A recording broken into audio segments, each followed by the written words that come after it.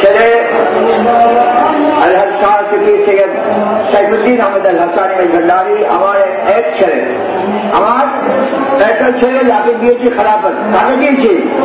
আমার ছেলেকে দিয়ে কি খেলাফত কেন দিলাম আপনাদের বললে, না বললে আপনারা ভুল বুঝবেন।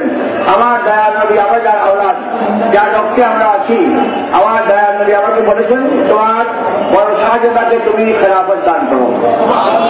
আমি তখন মক্কা এবং মদিনাতে নিয়ে ওকে খেলাফত ওখানে দিয়েছি, আলহামদুলিল্লাহ।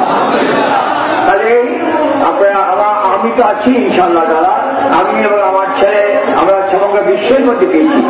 কোন জায়গা বাকি নেই যেখানে আমরা যাইনি, লন্ডন, আমেরিকা, সব জায়গাতে, all over the world we have gone.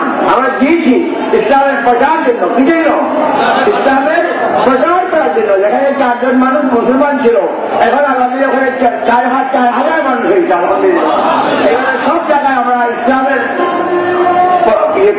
প্রচার করেছি। আমি আপনাদের একটি কথাই বলছি, আর এখানে যারা ভাই যারা রয়েছেন তারা অনেক করেছেন।